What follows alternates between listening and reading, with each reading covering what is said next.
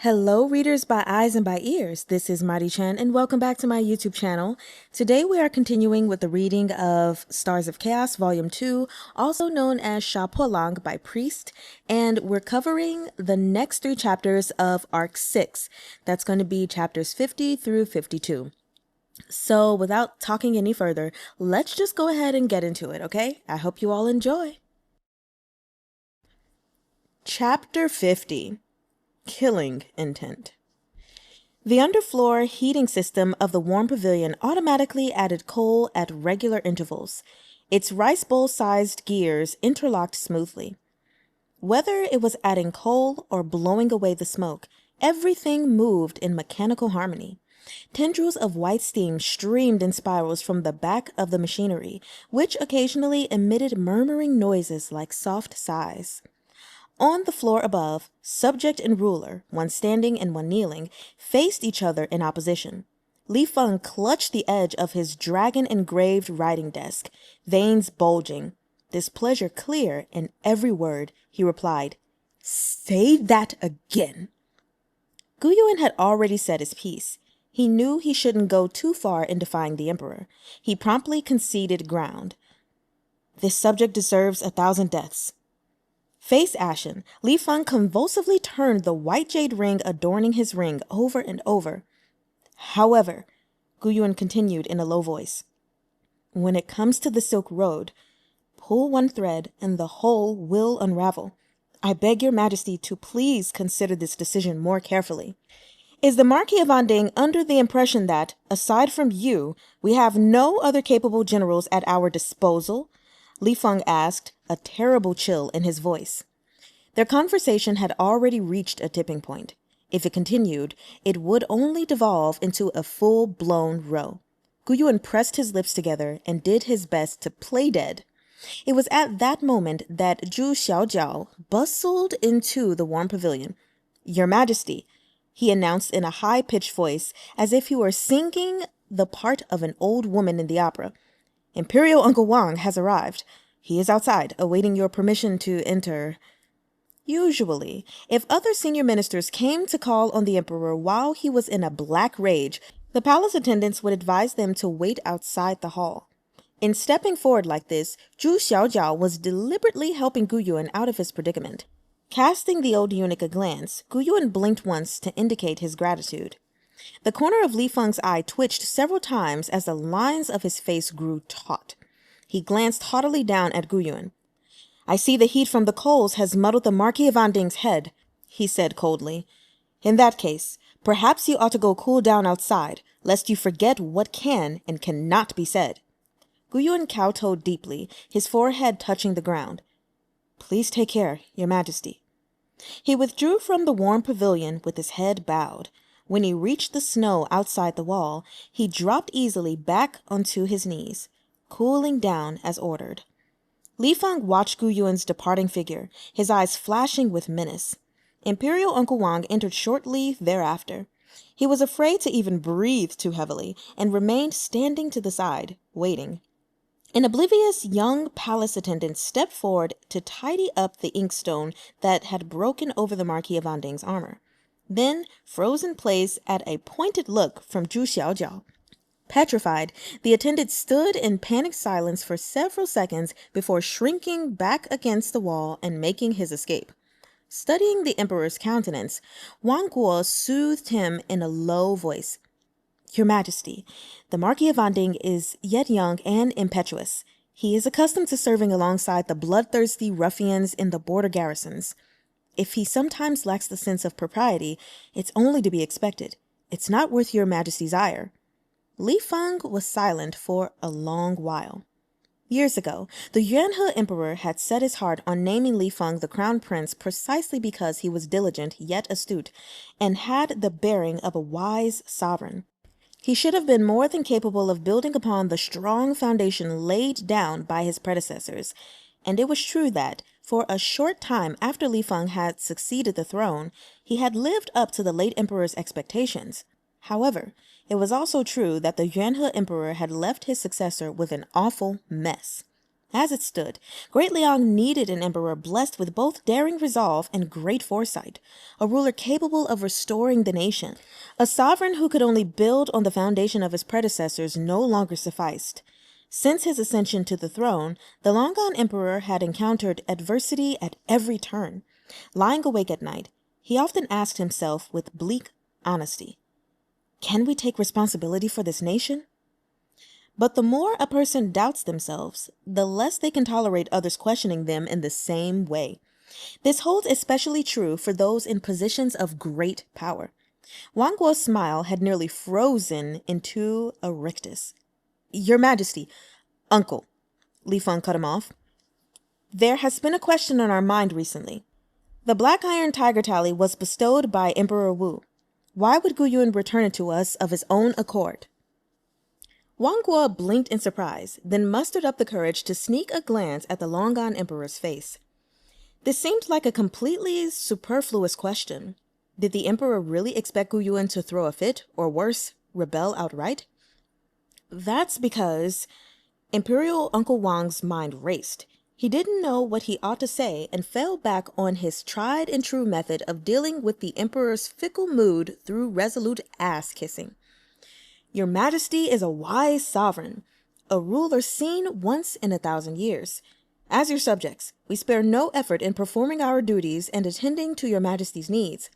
The Black Iron Tiger Tally is a trifling matter. Even if your Majesty asked for our families' lives and all our worldly possessions, would we utter a word of complaint?" Li Feng chuckled softly. "We fear that's not necessarily the case, Uncle. We realize this only today. In reality, it does not matter whether Gu Yun returned the Black Iron Tiger Tally. If it came down to it, how many high-ranking military officers occupying key positions throughout the nation would march under the Gu family's banner? When it comes to military affairs, the Marquis's words carry more weight than ours. The Tiger Tally is nothing more than a meaningless chunk of iron. What use does he have for it?" Li Feng's voice was low and very gentle. Although he spoke as if they were having an amiable afternoon chat, Wang Guo couldn't help but shiver at the sound. To his ears, the murderous undercurrent in the emperor's words were a hair's breadth away from breaking the surface. "We summoned Uncle here today because we wanted to speak to you about the Lolan issue. But forget it." Li Feng waved a hand in extreme exhaustion. "You may leave, my dear subject. We are tired." Wang Guo nodded his assent at once, and obligingly withdrew from the West Wing's warm pavilion. It was a peculiar year. The time for snow to give way to rain had clearly passed, yet the capital remained afflicted with round after round of snowfall, as if the stubborn skies had yet to exhaust themselves. Before he had knelt in a full hour, Gu Yun's court robes had frosted over with a thin layer of ice. Covered in fine snow, the black iron pauldrons on his shoulders grew bitterly cold. As Wang Guo brushed past him in his haste, he caught a glimpse of the illustrious Marquis of Order's pale but handsome face. "What a pity," he sighed. Yet, that was all he thought. Wang Guo was a sensible man. Just as he knew to whom he owed his current lofty position, standing second only to the emperor himself, he also knew the appropriate course of action in this matter. The sky grew steadily darker above the capital. It was only after helping Li Feng settle down for the night that Zhu Xiaojiao dared to slip out of the palace, trembling with cold and apprehension as he tottered out with an umbrella to hand it to Gu Yun. Gu Yun had practically become one with the snow. Zhu Xiaojiao, gesturing theatrically, proceeded to chew out the young, gray-robed palace attendant standing in the open-air corridor. "Wretched servant! It's snowing so hard, yet you don't even know how to fetch an umbrella for the Marquis? Are those eyes in your head for decoration?" Though Zhu Xiaojiao was mocked by one and all, to this young attendant he was a high official of colossal importance. The young attendant quaked in fear, and his complexion instantly went ashen. Blinking away the snowflakes clinging to his lashes, Gu Yun said mildly, "Please stop scaring the kid, Gong Gong. His Majesty told me to cool down outside. How can I do that if I cover myself with an umbrella?" Zhu Xiaojiao scuttled over to where he knelt on the ground. He tried to brush away the snow blanketing Guyuan's shoulders, but the instant he reached out, he yelped, "Ayo!" and flinched back. Guyuan's black pauldrons were so cold, they nearly peeled a layer of skin off the tender flesh of Zhu Xiaojiao's palm. The old eunuch shivered uncontrollably and grumbled, "My dear Marquis, why would you go and pick a quarrel with His Majesty? You're sure to injure your legs if you spend the night kneeling like this. Aren't you just inviting hardship on yourself? Why do such a thing?" Guyuan smiled. "It's fine. Us military men are all tough as nails. I got a little hot-headed back there, lost control of my tongue, and said too much. Thank you kindly for your concern, Zhu Gonggong." Zhu Xiaojiao thought for a second, then lowered his voice. "What if I sent someone to summon Prince Yanbei to the palace first thing tomorrow morning so he can say some kind words on your behalf?" Guyuan shook his head once again. "Please don't invite him. I'll be fine." Zhu Xiaojiao turned things this way and that in his head, but in the end, there was nothing he could do. He couldn't risk leaving His Majesty's side for too long, as he feared the long-gone emperor would wake up in the middle of the night and call for him. Before he left, he set the umbrella down next to Guyuan. "Zhu Gonggong," Guyuan called out to him, low-voiced. "Thank you very much, but you'd better take the umbrella with you." Zhu Xiaojiao started in surprise. "I just have to kneel for a while. Once His Majesty's temper cools, everything will be fine. You are one of His Majesty's personal attendants. You mustn't give him cause to doubt you." His words were vague, but Zhu Xiaojiao understood at once.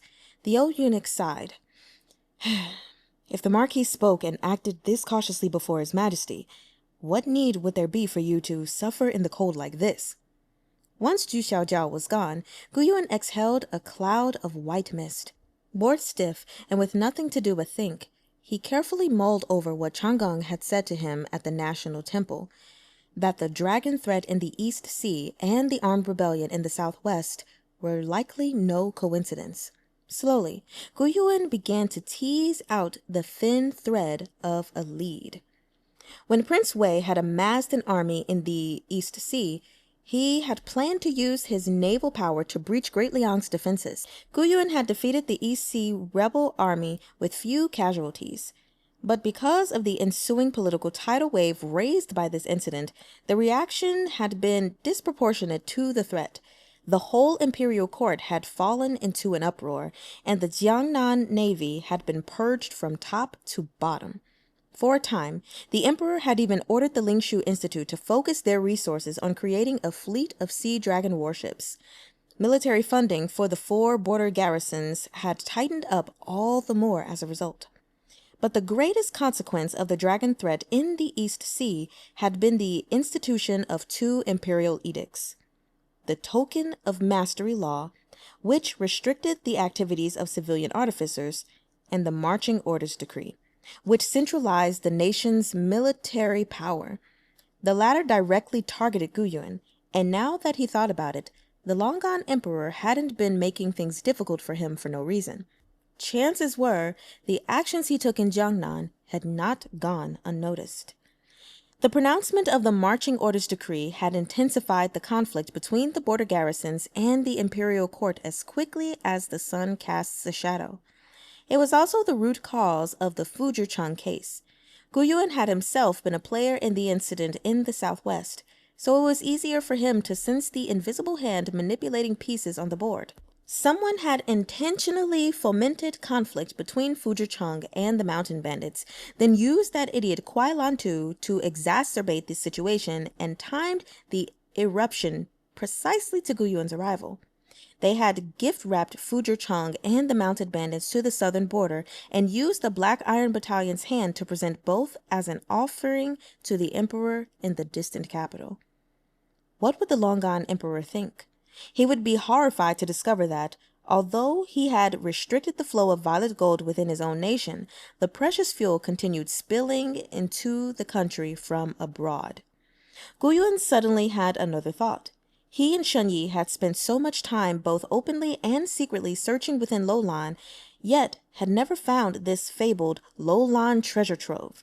But the emperor sends a single secret envoy, one unfamiliar with the area at that, to look into things. And mere days later, this envoy submits a memorial report stating that there was a good chance such a vein existed. Was this secret envoy preternaturally skilled, or had someone deliberately guided them? The snow grew heavier and heavier. Guyun shivered violently. Behind him, the branch of a plum tree in full bloom succumbed to its burden of snow and broke with a crisp snap, the lovely blossoms dying a premature death. Chang'e was startled awake by the sound of branches splintering under fallen snow. Guyuan had yet to return. Chang'e had waited up for him half the night and was still in his clothes from the day before. Just now, he had leaned against the head of the bed in a light doze, but his dreams had been filled with all manner of grotesque nightmares. The sky was dimly lit. There were still many hours left before dawn, but the window lattices already glowed deathly pale, bright with the reflection of light off the falling snow. Chang'e rose to his feet and opened the door just in time to see Uncle Wang hurrying toward him. "Uncle Wang, please slow down."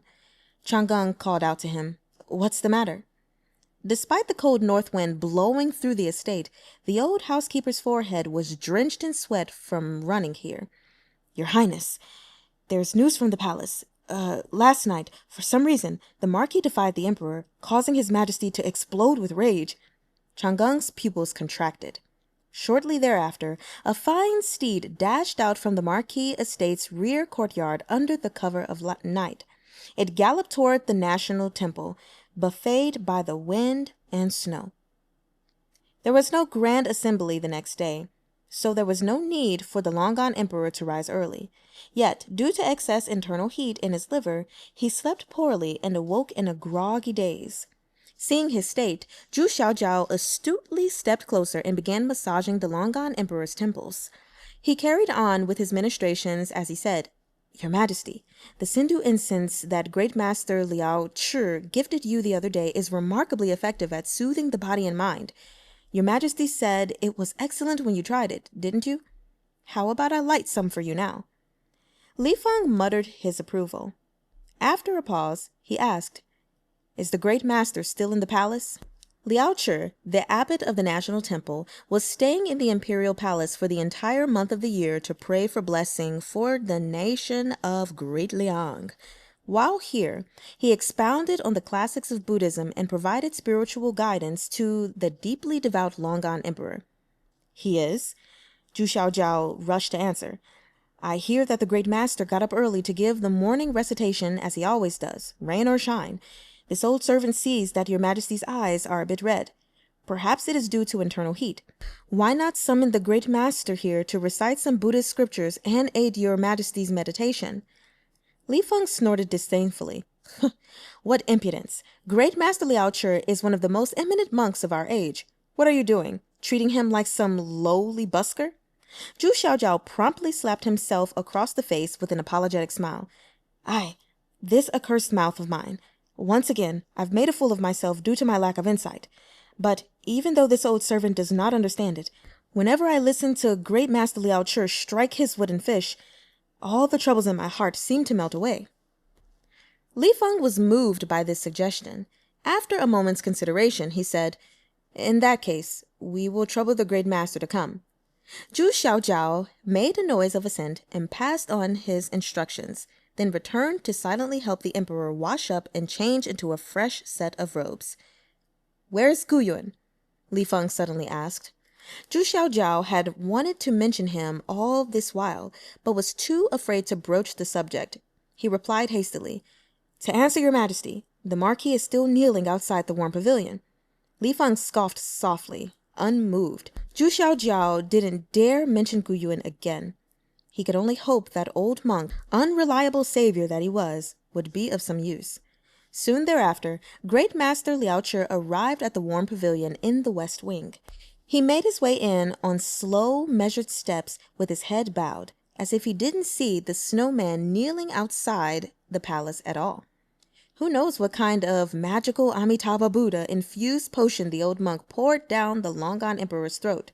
But shortly after his arrival, Zhu Xiaojiao came scurrying out. His Majesty has decreed that for his breach of etiquette and insolence toward His Majesty, the Marquis of Anding's seal of command is temporarily revoked, he declared loftily. He will forfeit 3 months' salary, return to the Marquis estate, and reflect on his transgressions in isolation. Gu Yuan started in surprise, and Zhu Xiaojiao shot him a meaningful glance. This humble servant accepts this decree and thanks His Majesty for his favor. The instant he finished speaking, Zhu Xiaojiao raised his voice and berated the attendants standing to the side. Look at all these useless monkeys loitering about. Hurry up and help the Marquis up. But before he could finish relaying his instructions, Gu Yuan had already staggered to his feet. All 4 of his limbs felt like they were shot through with sharp pins. The melted snow had soaked through his court robes and steel armor long ago, drenching him completely, and a dreadful chill lanced through his bones. Gu Yuan cupped his hands at Zhu Xiaojiao, then turned to take his leave of the palace, his heart heavy with worry. Has that old bald donkey been possessed? Why would he come help me? He was thoroughly bewildered. That is, until he caught sight of Chang'e waiting for him beyond the palace gates. Understanding dawned on Gu Yuan. So it was you who brought in the national temple, he said with a smile. I was wondering why that bald old donkey was being so kind. Chang'e didn't have the wherewithal to respond. He wrapped a thick fox fur coat around Gu Yuan without waiting for permission, then reached out to touch his face. No matter how tough he was, Gu Yuan's reactions were sluggish, after spending a night freezing in the cold. Before he could so much as flinch, Chang'e's hand landed right on target. The touch was way too suggestive. It would have been awkward whether Gu Yuan shied away or not, so he could only crack a joke. Are you going to gaze into my eyes and tell my fortune or something? Who knew whether this person was unusually tolerant of his circumstances, or if he truly was without a care in the world? He was half frozen to death, yet he was still messing around. Chang'e dragged Gu Yuan into his carriage without another word. His heart ached so badly that the rims of his eyes were slightly red. A wave of warmth enveloped Gu Yuan the second he entered the carriage. Rubbing his hands together, he turned to Chang'e. Is there any wine? He asked. Pour me a cup. Chang'e didn't respond. Gu Yuan glanced at him, taking in his eyes, which were now so red they looked as if they were about to drip blood. He couldn't help but laugh. My goodness, I have never seen you cry, even as a child. I've certainly witnessed something novel today. Hurry and get Uncle Wang to fetch a basin to catch these tears. His Majesty's docked 3 months of my salary, but thanks to these pearls you've shed, we'll still be able to eat. Of course, Chang'e wasn't on the verge of tears. He was trying to suppress a wu-er-ge attack. Since the moment he'd heard that Gu Yuan had spent the night kneeling in the snow, his mind had been beset by wave after intensifying wave of hallucinations and killing intent. Gu Yuan finally sensed something was wrong with the look in his eyes. Chang'e? Chang'e forced himself to breathe. Yifu, let's get you changed first. He squeezed out from the back of his throat. His voice was hoarse, like 2 rusted pieces of iron scraping against one another. Gu Yuan frowned at the sound, watching him carefully as he untied the dripping wet knot of his hair and quickly changed into the dry clothes set out in the carriage. Chang'e didn't dare look at him. He sat to the side with his eyes lowered, doing the breathing exercises Miss Chun had taught him, slowly calming his mind. But though the rustling of fabric was soft as a sigh and should have been easily drowned out by the rumbling of the carriage, at that moment it was as if the sound had gained a life of its own. It burrowed its way into his ears, and instead of calming down, Chang'e's heart grew more restless with each breath taken. It was only when Gu Yuan set his crown atop the tiny desk inside the carriage with a clatter that Chang'e jerked out of his trance. I decocted a warming tonic to help drive the chill from your body, he said. You should... His words came to an abrupt stop as Gu Yuan's ice-cold fingers caught his wrist. Chang'e shivered. He wanted to pull away, but Gu Yuan's grip was tight as he checked his pulse. He called out quietly, Yifu. I have no great skill at reading pulses, Gu Yuan said, face grim. but I know what chi deviation caused by improper martial training looks like. Chang'eng avoided Gu Yuan's eyes with a look of abject misery. Chang'eng, tell me the truth. Is there... Gu Yuan paused awkwardly. Even though his skin was as thick as a city wall, he still found his next words rather difficult to say. As if he sensed what was coming, Chang'eng gradually lifted his reddened eyes. After a beat of silence, Gu Yuan steeled his heart. Gathering even more courage than he'd needed to defy the emperor, he forced the words out. Is there something you're not telling me? Some unspeakable secret? Chang'eng gulped down several anxious breaths, then asked in a low voice, A secret of what kind?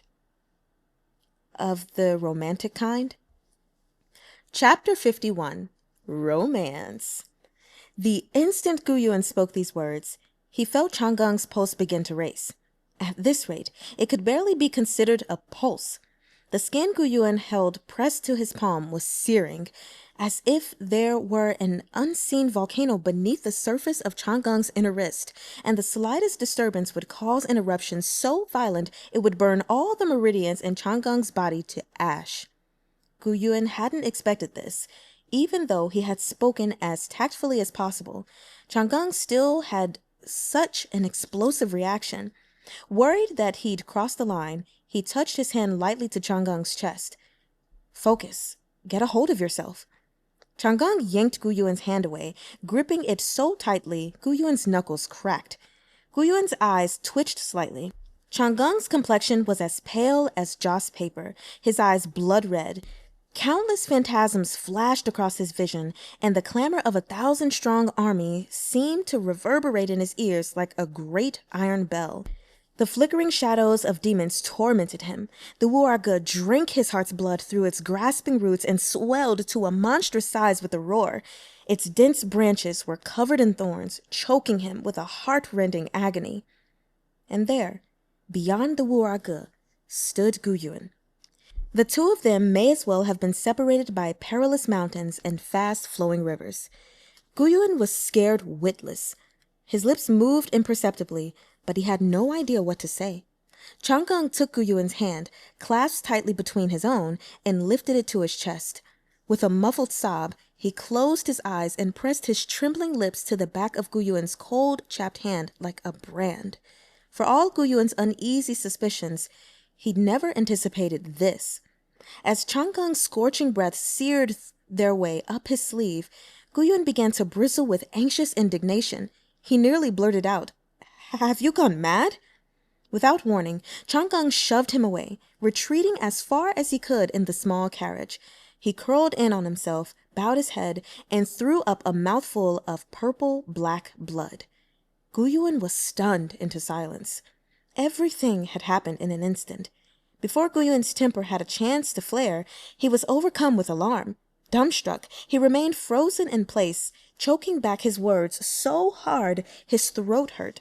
The anguish in Chang'eng's eyes was replaced by a bleak desolation.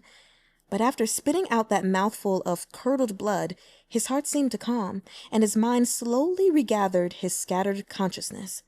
When Gu Yuan reached out to help him up, he turned his head and shied away.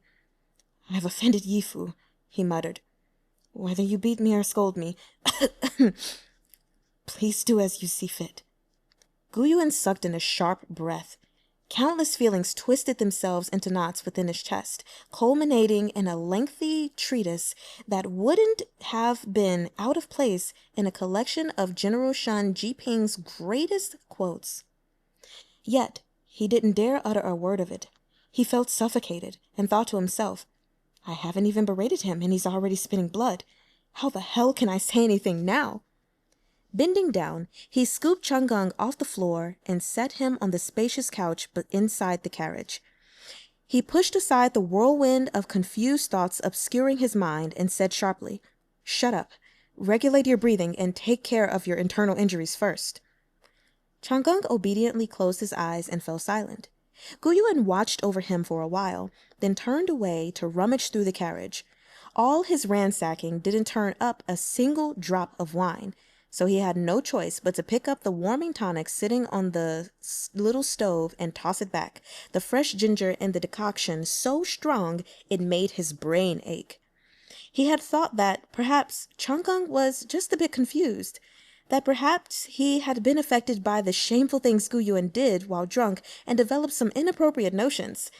He had thought that, given the boy's exceptional intelligence, he need only give him a nudge and he'd see reason. He'd never expected that, before he could even begin to nudge, Chang'eng would spill it all on the first experimental poke. How did this happen? Gu Yuan glanced morosely at Chang'eng, who was currently modulating his breathing with his eyes shut tight. He took a seat off to the side and, with a mind as clear as mud, began to fret with earnest devotion. The ancients said, "Cultivate thyself, and thy house shall be managed.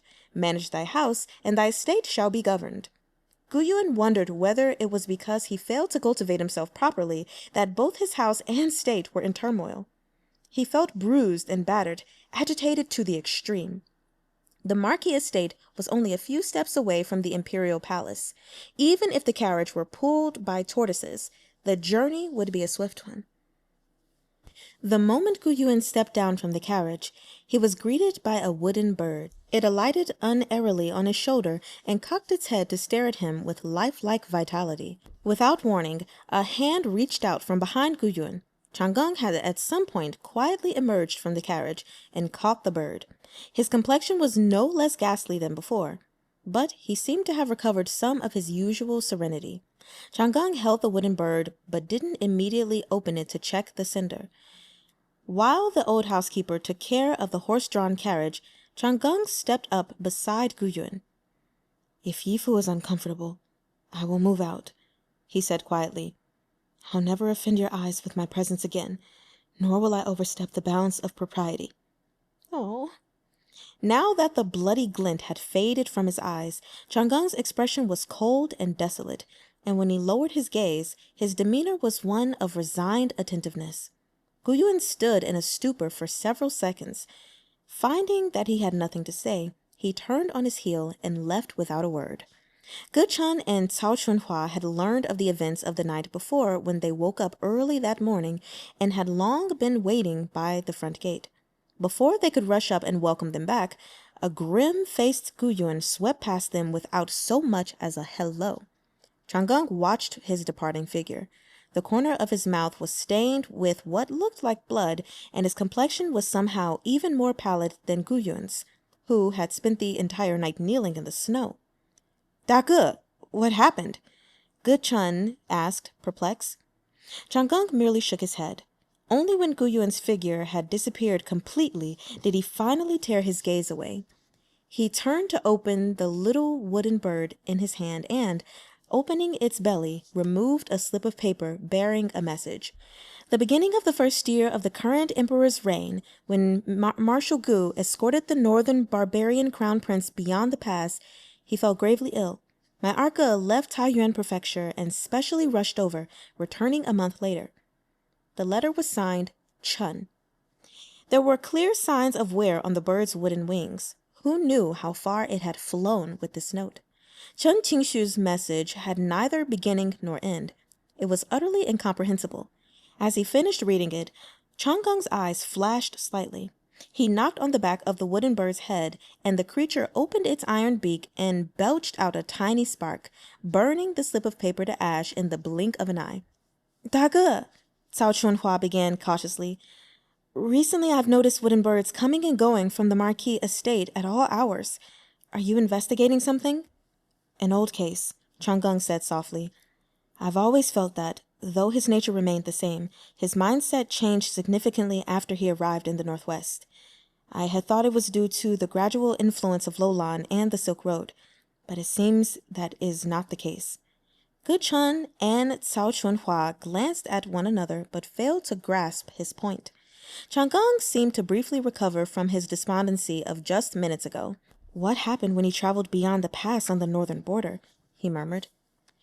Gu Yuan was the type who, if the sky was falling, would wrap its broken fragments around himself as a blanket. How had this great marshal become so grievously ill on his way to deployment that the Chun family of Taiyuan were alarmed enough to send one of their own?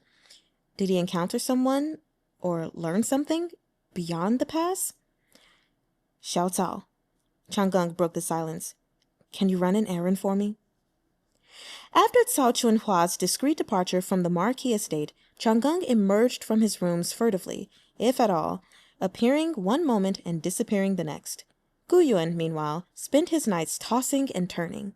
He'd planned to sit down with Chang'eng for a proper chat, but was stunned to find that he couldn't catch him. Chang'eng was purposely avoiding him. With nothing better to do than let his mind spiral into wild imaginings, he decided he might as well stop taking his medicine. Though he could neither see nor hear, he felt surprisingly at peace. Yet soon the imperial court began to roil once more. First, there was the long-gone emperor's motion to reinstate the gold consolidation decree. As soon as this intention was announced, it was met by a joint memorial of protest submitted by the Ministries of Works and Revenue. Even the Ministry of War, which had been purged of all detractors and was now the long-gone emperor's most obedient child, produced a few voices of dissent. But, like a tortoise that had swallowed a steel yard weight, Li Feng could not be moved. Determined to cling to his course, he soon returned fire.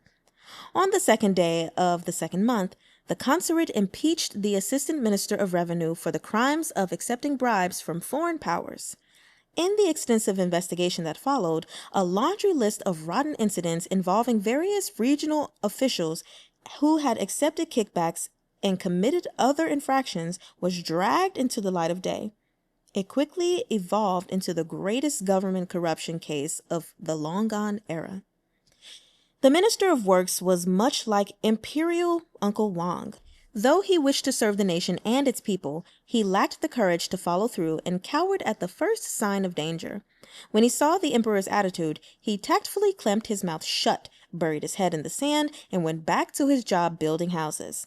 He never dared defy the imperial dragon or provoke his sovereign's wrath by mentioning the gold consolidation decree again.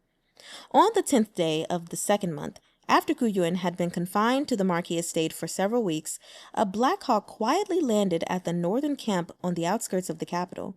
There, a soldier removed his Black Hawk armor and changed into civilian clothes. He entered the capital by night and proceeded to slip surreptitiously into the Marquis estate. Thanks to this, Gu Yuan finally had the opportunity to meet with Chang'eng, who had been avoiding him like the plague. When Chang'eng arrived at his room with a bowl of medicinal soup, the silence between them was deep and awkward. "There's a Black Hawk here to see you," Chang'eng said tonelessly. Nodding, Gu Yuan picked up the bowl of medicine and drained it. Chang'eng had already prepared his silver needles. After watching Gu Yuan set the bowl down, he spread the implements out before him and asked with his eyes, "Is this okay?" The distant courtesy left Gu Yuan all the more at a loss. Chang'eng no longer had the audacity to ask Gu Yuan to lie across his legs. He was like an unfamiliar doctor, only speaking to him in sign language or clinically repositioning his limbs. It was as if he didn't want to touch Gu Yuan at all. Gu Yuan closed his eyes and allowed the medicine to take effect. His hearing slowly returned, and his surroundings gradually swelled with noise.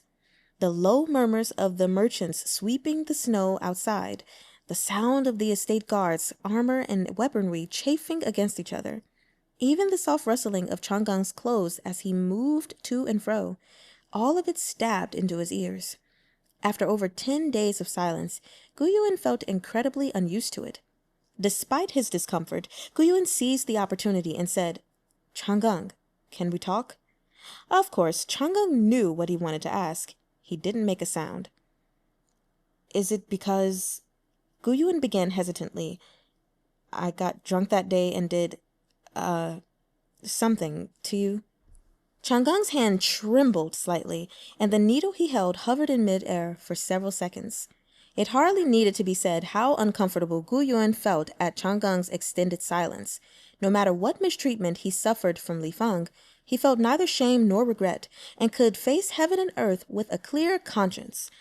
But with Chang'eng, Gu Yuan couldn't make sense of things. He felt that, just as one palm cannot clap alone, romantic attachment must grow between two people. If he hadn't done something untoward in the first place, how could Chang'eng possibly... No, Chang'eng replied serene. That day, it was I who took liberties with Yifu first. Guyuan didn't know how to answer. There is no reason. Chang'eng pressed gently on Guyuan's head to prevent him from making any sudden movements. When he continued, his voice was extraordinarily detached. When it comes to these sort of things, what reason can there possibly be? If I had to say, it's likely because I grew up with no mother or father to care for me. Aside from Yifu, no one loved me, so over time, I developed this inappropriate attachment. You never noticed, and I had no intention of mentioning it to anyone either. But that day, for a moment, my emotions got the better of me, and I accidentally let slip a hint of my feelings. Guyuan felt as if a boulder the size of a man's head had fallen from the sky and bludgeoned him in the chest. For a second, he could barely breathe. Originally, he had thought Chang'eng's sorry state that day was merely a breath of vital qi going down the wrong way. But it turned out it was actually a symptom of a chronic illness that had been festering for years. You don't have to take this to heart, Yifu. You can just act like nothing happened, Chang'eng said, indifferent. His hands as he placed the needles were steady. If not for the fact that Chang'eng had admitted it himself just now, Guyuan might have wondered whether, in his shamelessness, he had forgotten to act his age and was flattering himself with his disgraceful presumptions. But how could he possibly act like nothing happened? Guyuan was about to go mad. Suddenly, he felt old beyond his years. For the first time, he realized that the flower of the Northwest was no longer in the springtime of life. He couldn't understand what young people were thinking these days. Recently, His Majesty has been asking me to attend court. Chang'eng rather stiffly changed the subject. I hear the court officials have been quarreling all day, and that they've managed to unearth a major case of corruption.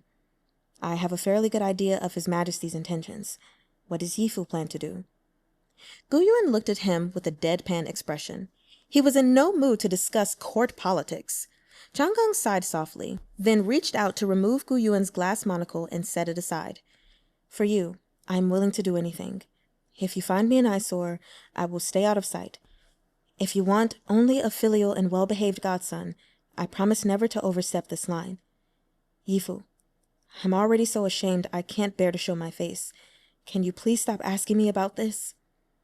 Guyuan's refusal was written clearly on his face. Chang'eng began removing the silver needles from Guyuan's body. Then what would you have me do? He asked evenly. Before Guyuan could respond, he added, Anything is fine. If Chang'eng really had been so lacking in respect as to disregard his wishes and hound him, Guyuan likely would have called upon the 300 guards of the Marquis estate long ago and had him packed off to the Prince Yanbei estate. Then, like a sharp sword cutting through a tangled rope, he would have taken decisive action and ruthlessly ignored Chang'eng for a year or so, until everything went back to normal. But Chang'eng had gone and launched this kind of, even if you were to exile me to the ends of the earth, I would endure it willingly, countermeasure. Guyuan's headache was excruciating. He felt like a dog trying to bite into a tortoise. He had nowhere to bury his fangs.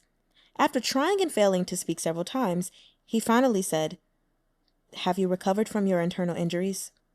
Chang'eng nodded and made a hum of assent, as if reluctant to utter so much as a single extraneous word. What happened? Chang'eng answered easily. After spending so many years indulging in foolish hopes and wild fantasies, I accidentally underwent a qi deviation. Hearing this, Guyuan only felt all the more vexed. After gathering his silver needles, Chang'eng made his way to the corner of the room and lit a bit of pacifying fragrance. Shall I invite the Black Hawk brother in? He asked with a bland expression. Your Highness, Guyuan called out to him, now solemn. You are a noble descendant of the imperial family. In the future, your status may become yet more invaluable. Others treat you like a priceless pearl or precious jade. This humble servant hopes that your Highness will likewise treat yourself with care, regardless of time or place. So please do not speak of yourself with such disdain. Face half hidden in shadow, Chang'eng responded, utterly unmoved. You can rest assured, my lord. He stood there for a while, as if awaiting further instruction. Seeing that Gu Yuan had no more to say, he turned and left without a sound. Gu Yuan leaned back heavily on the bed and heaved a sigh. He would much rather Chang'eng act as he did as a child, ignoring his explanations and starting a huge row. He had soon realized that once this bastard started up with his "I desire nothing" routine, he became practically invisible. The overwrought Gu Yuan paced up and down his room a few times before resolving that he would never again fantasize about fragrant beauties attending to his needs or other such nonsense. Enough was enough. Finally, the long-awaited Black Hawk knocked on the door and entered. This Black Hawk seemed to have rushed the entire way here. Though he had washed up, his face remained haggard, and his jaw was covered in stubble he hadn't had time to shave. "Sir," the Black Hawk fell to his knees. No need for hollow courtesies. Gu Yuan forced himself to focus. What happened? "Did He Ronghui send you?" "Yes, sir." "Give me his report." He unfolded the letter with a flick of his wrist and skimmed its contents. Black Hawk Commander He Ronghui's chicken scratch was hideous, but his words were brief and to the point. At the end of last month, Qianmo and Qiuci, two tiny countries in the western region, came into conflict over border trade. Disputes between nations of the western regions had always been settled autonomously by the nations themselves. It would have been inappropriate for the Great Liang troops stationed there to intervene, so initially they did not follow the situation closely.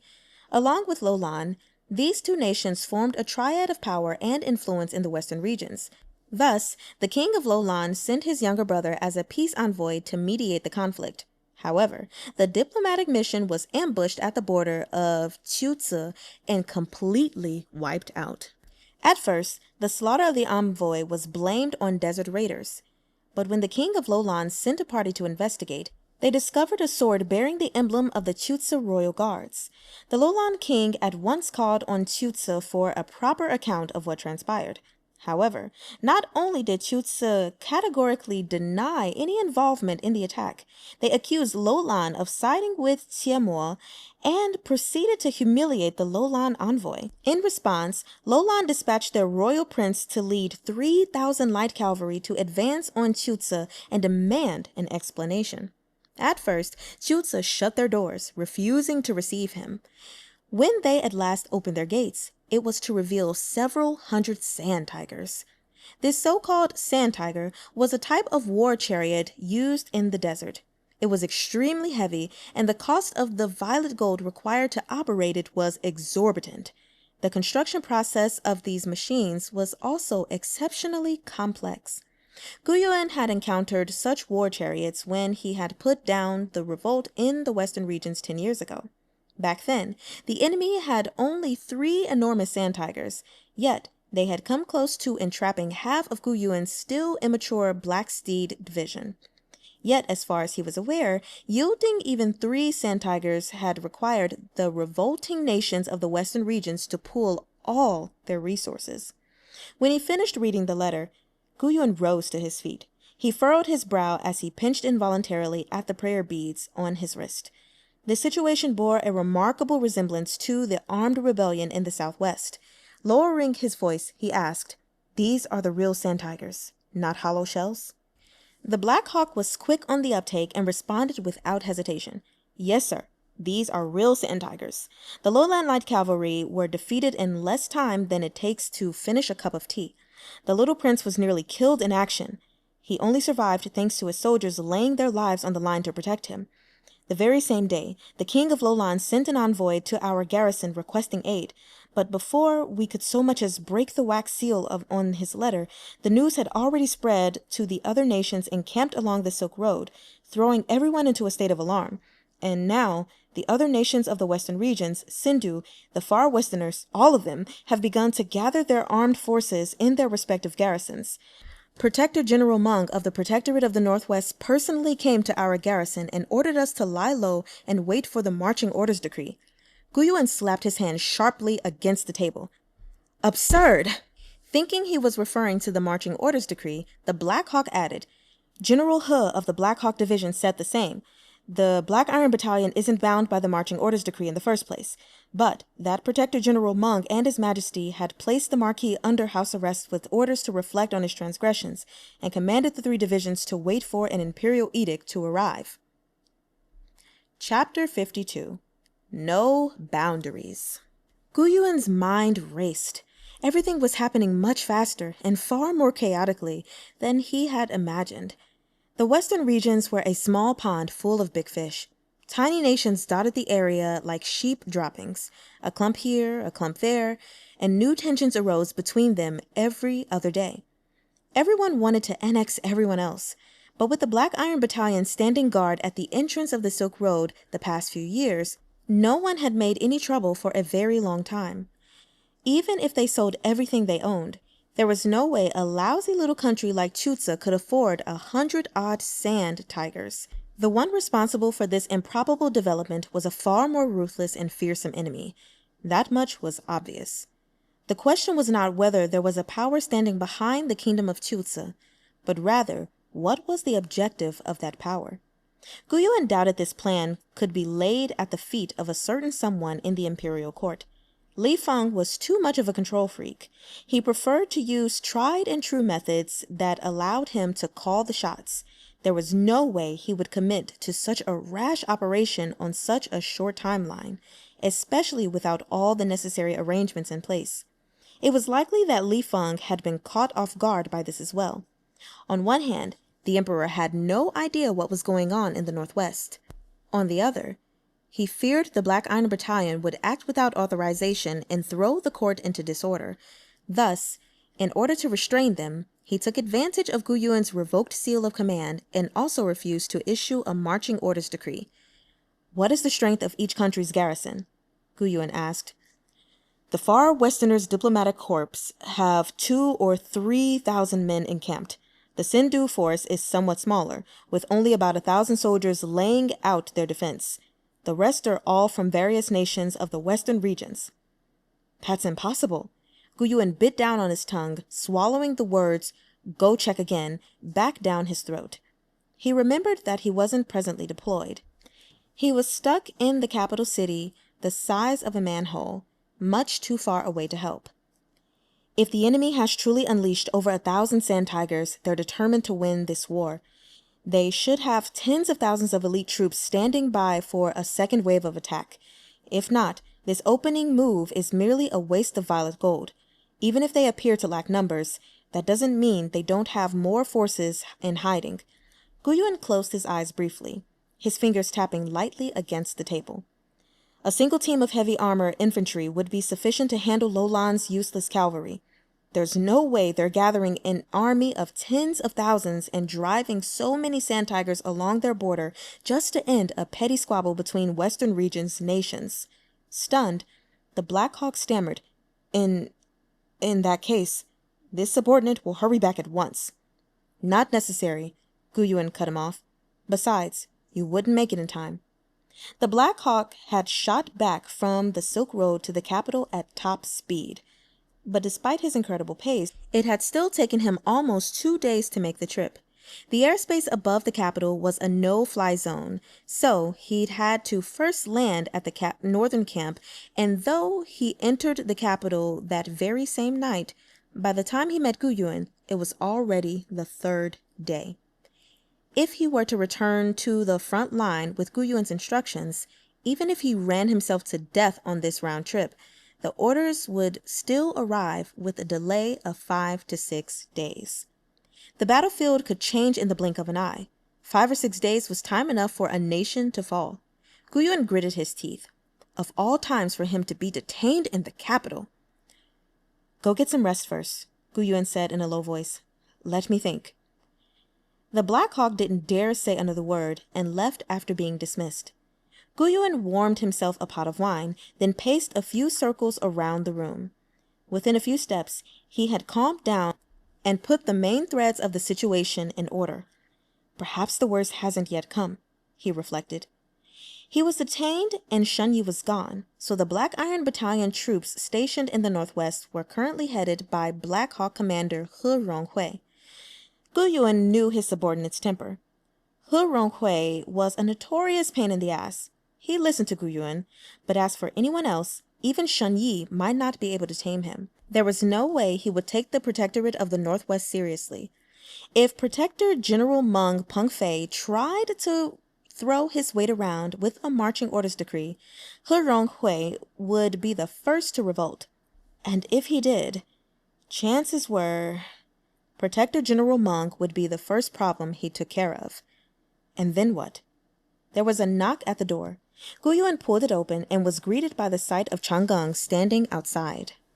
Gu Yuan clutched the door jamb. He took one look at Chang'eng and his heart, which had only just settled, began to kick up a fuss once more. He felt an ache developing in his stomach as he asked, "What did you come back for? I thought Yifu might need me." Gu Yuan didn't know what to say. Chang'eng stood before the door, the picture of obedient propriety. "May I come in?" After making his request, he turned slightly to the side and stood attentively awaiting orders, as if all Gu Yuan had to say was, "Fuck off," and he would vanish in a puff of smoke. I must have owed this bastard a fortune in my past life, Gu Yuan thought to himself. Resigned to his fate, he stepped aside to allow said bastard to enter the room. Gu Yuan had been lost in thought, and his lapse in attention had allowed the wine warming on the stove to bubble and boil. The scent of alcohol wafted through the room. Searching for something to say, Gu Yuan picked up the pot of wine. "Drink?" Chang'eng pulled out a flask of plain water in answer. He took a seat next to the weiqi board set up in the room, posture perfectly upright. If he had shaved his head, he would have looked exactly like an ethereal monk. A Black Hawk wouldn't come rushing from the northwestern camp overnight for no good reason. Has something happened on the border? Gu Yuan didn't particularly want to talk to him about this matter. "Just a spot of trouble," he answered vaguely. "It's nothing serious." Gu Yuan was a highly respected authority within the military. No one ever questioned his orders, and this allowed him to effortlessly assume control of situations and operate with great efficiency. Yet it was possible to have too much of a good thing. Gu Yuan couldn't help but wish to preserve his respected image. Even when he encountered something beyond his comprehension, it never occurred to him to ask others for help. Over time, it was all too easy for him to become entrenched in old patterns of thought. Chang'eng glanced up at him, then quickly dropped his eyes. He bowed his head, as though afraid he'd become entranced if he looked too long. Chang'eng plucked a weiqi stone out of its bowl and fiddled with it between his fingers. The stone was so black it looked almost green, and it gleamed with a soft fluorescence in the light of the gas lamp. Seeing that Gu Yuan was reluctant to speak, Chang'eng continued. "All commanding officers of the Black Iron Battalion are capable of leading independently. They wouldn't bother you over minor border conflicts when you're so far away.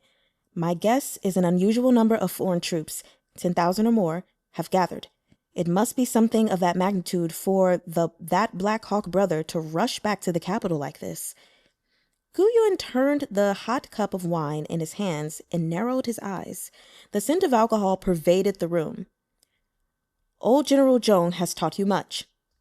"There is also still much old General Zhong hasn't taught me. Yifu, what are you thinking?" "The soldiers of the Black Iron Battalion have always made the protection of the homeland their bottom line," Gu Yuan murmured. "In a sudden, unexpected situation with many unknowns, Old He will treat the border as the battlefield's front line. He will seal off the Silk Road and cut off all routes into the country, and will execute, without exception, any who cross the border illegally. Even if an ally seeks help, without the commander-in-chief present, the most the Black Iron Battalion will do is provide asylum. They absolutely will not abandon their post by deploying troops. The Black Iron Battalion stands 50,000 strong, short of a heavenly army storming down from the sky. It doesn't matter who comes knocking. None will find it easy to break our border defenses in the Northwest. So I'm not worried about that for the time being, but I do wonder what our adversary's next move will be." His voice was deep and mild, even richer than the fragrance of the wine.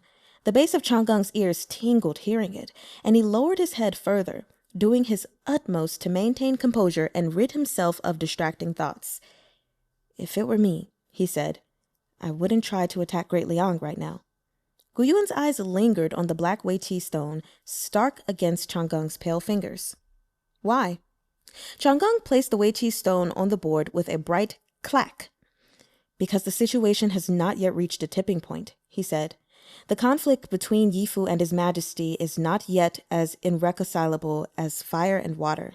He has temporarily detained you in the capital, but the Black Iron Battalion has not been dissolved. It remains an iron wall. Should foreign powers invade now, His Majesty would not hesitate to rely on your expertise. The intensifying clash between political and military power would be resolved overnight, and plans carefully laid for years would be spoiled in a single day. Ever since the episode in the carriage, Chang'eng had become shrewd and incisive before Guyuan. Whether he spoke of family matters or national affairs, he struck the bullseye with each word out of his mouth. Guyuan flinched, stung by the words clash between political and military power. His fingers, seared red by the heat of his wine cup, froze in midair. This was the secret wound buried beneath Great Liang's prosperity and peaceful facade. Emperor Wu had no male heirs, so the crown prince had been adopted from a collateral branch. No matter what the legend said of his peerless wisdom and fearsome abilities, Emperor Wu was still no more than a man. As he lay on his deathbed, a wisp of selflessness uncurled in this venerable elder's heart. He passed his military power, capable of forcing the Son of Heaven and his vassals to their knees, to his beloved daughter. Henceforth, the military and political powers of Great Liang were unnaturally divided. This was likely the greatest mistake Emperor Wu made in his life. Provided that the commander of Great Liang's armed forces was content with his lot, and the emperor was exceedingly broad of mind, perhaps ruler and subject might peacefully coexist for a generation. But what about 2 generations? 3? Guyuan was acutely aware that there would come a day when the conflict between the Black Iron Tiger Tally and the Jade Seal of the Son of Heaven would indeed become irreconcilable. At that point, there would be only 2 possible outcomes. Either the traitor to the nation usurps the throne, or the sovereign casts his general aside like a bow once the birds have gone to roost. Rather, this is a good opportunity for our enemy to try killing 2 birds with 1 stone. Chang'eng placed several more pieces onto the Weiqi board. If the foreigners have learned that the Black Iron Battalion becomes a listing bale of hay shoved this way or that by the marching orders decree whenever Yifu is away, then the great army eyeing our borders so covetously was raised with us in mind. Aside from the western regions, the barbarians on the northern border who have been a constant threat, and the Woku pirates who have lain dormant for years in the East Sea may also be waiting to attack us. However, the chances of such an attack are very small.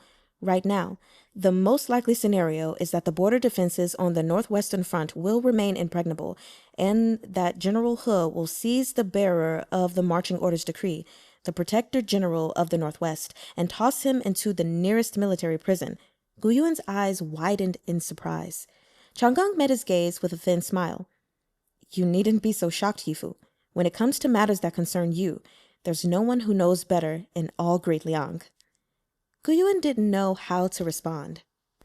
This troublesome youth was truly difficult to handle. Chang'eng was unmoved by force or persuasion.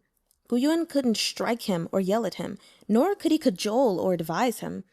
But after choking on his words for several seconds, Guyuan hit upon a bright idea. He turned to Chang'eng with a serious expression, then whipped out his ultimate technique, carefree shamelessness. What, are you flirting with your Yifu now? As expected, his response took Chang'eng completely by surprise. The boy's long white sleeves caught on his cup, spilling clear water across the table. The invisible martial ghoul revealed no hint of satisfaction at claiming this small victory. He waved a graceful hand. Go on. Chang'eng quickly composed himself. He had been startled by Guyuan, but he also felt a bit relieved. Even if the sky were to fall on his head, this person would spring right back up again. If it were me, Chang'eng continued, I would apply pressure at the entrance of the Silk Road with massive forces and put the heavy armor and war chariots front and center. Give the Black Iron Battalion the impression an invasion might come at any moment. With Yifu away, General He will at most bar the gates. He won't be so rash as to send troops to engage the enemy without your orders. Instead, he will dispatch a messenger to report the situation to you while he calls for reinforcements from nearby, perhaps from the Northern Border Defense Corps or the main force stationed in the Central Plains garrison. Guyuan's brow twitched. For the Black Iron Battalion to request reinforcements, the border must be in a state of emergency. No one would disregard their call.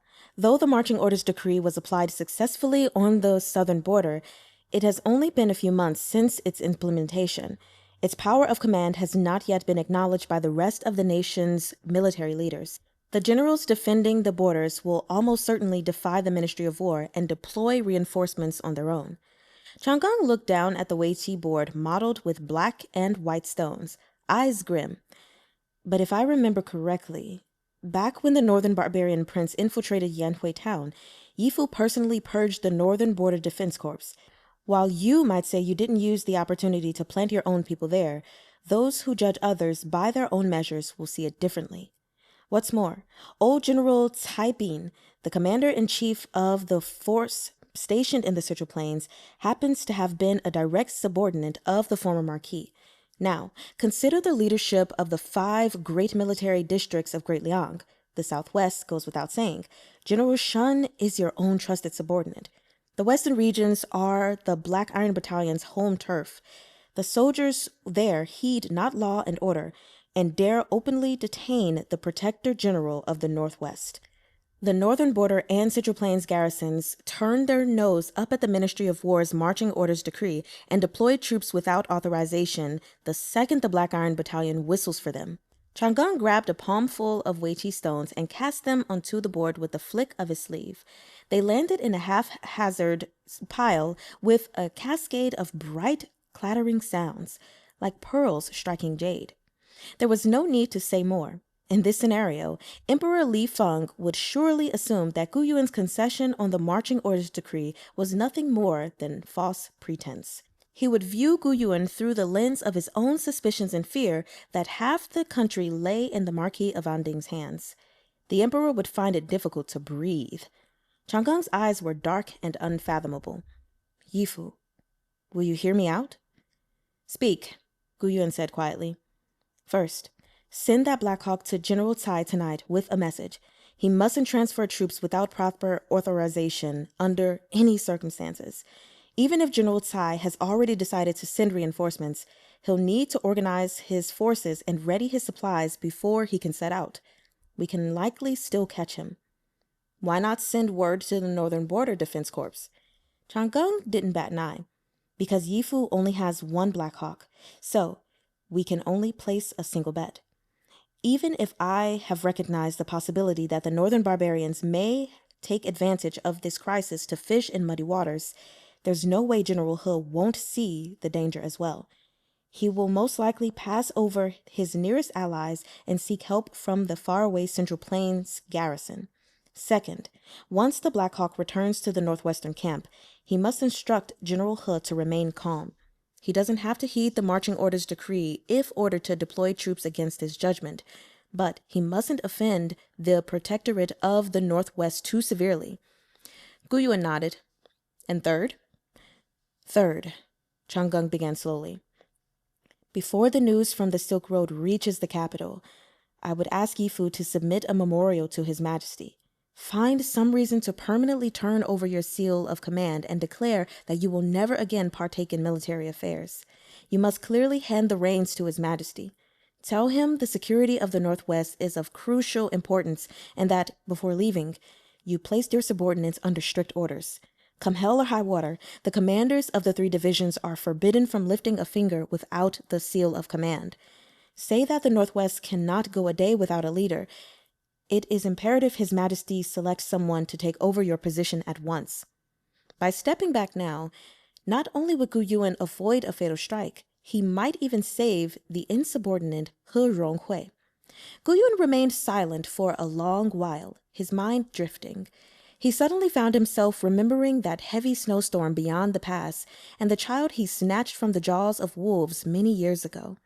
Shen Yi had once fobbed Chang'an off, saying they had found him that day by coincidence. But it wasn't true. Back then, Guyuan had his own informants on the northern border. After accepting the imperial decree from the Yuanhe emperor, the first person Guyuan found was Xunyang. He soon discovered that she was in contact with the northern barbarians and chose to observe the enemy without revealing his presence.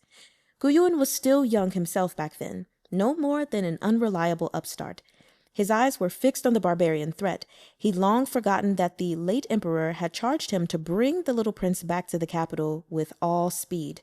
That day, while Guyuan's attention was elsewhere, Chang'e somehow managed to run off alone beyond the pass. Only then had he panicked and chased after the boy with Shunyi in tow.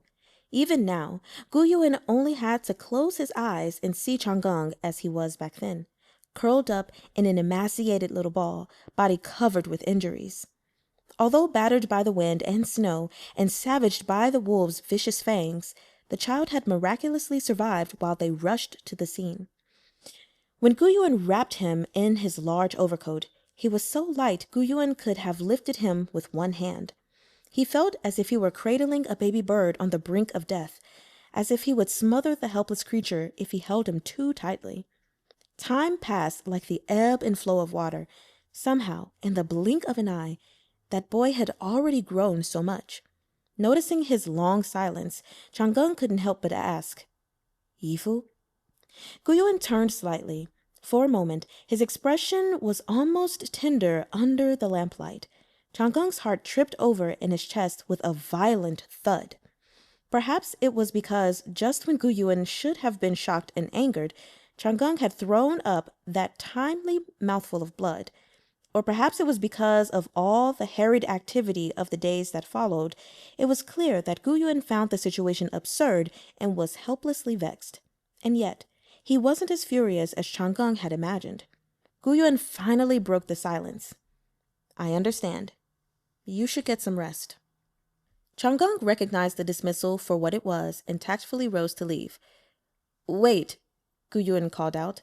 He seemed to hesitate, then continued. "Last time, you told me you would be fine with anything I asked you to do."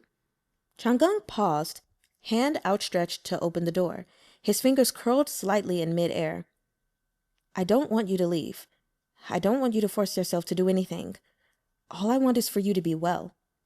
Chang'e stood frozen in place for a long interval, face blank. Then, he turned and made his escape without a sound. Guyuan calmly picked up the half-full pot of wine. He tested its temperature, then took a swig directly from the spout. "Huh, little brat," he thought. "As if I can't handle you." Well, well, well. We have finally reached the end of chapters 50 through 52, and I have to say, I am thoroughly enjoying everything I'm reading. I'm also pleasantly, not surprised, but pleasantly happy to know that Chang'e basically, he has a lot of wisdom and has learned a lot of things in his traveling and, with his shifu and everything. It's lovely. And I love that even though that whole awkward situation happened in the drunkenness, that they're able to still communicate with each other. Don't really have anything much else I want to say, except it was interesting to finally get to see a Waraga episode happen. And man, that's pretty intense and kind of scary. And I wonder how much worse they can get, but I guess we'll see, or maybe we won't. I have no idea. And the last thing I wanted to say was on page 223 in the chapter Romance, when it said that Guyuan paced up and down his room a few times before resolving that he would never again fantasize about fragrant beauties attending to his needs or other such nonsense. Enough was enough. I was like, so what do you mean by this? Are you saying you're no longer going to do that because you're going to one day accept Chang'e's affections? Or what's the reason behind this resolve that you've just made, Guyuan? But anyway, let's just go ahead and end everything here. I will see you guys next time to read the remaining chapters of this arc. Until then, 我爱你们.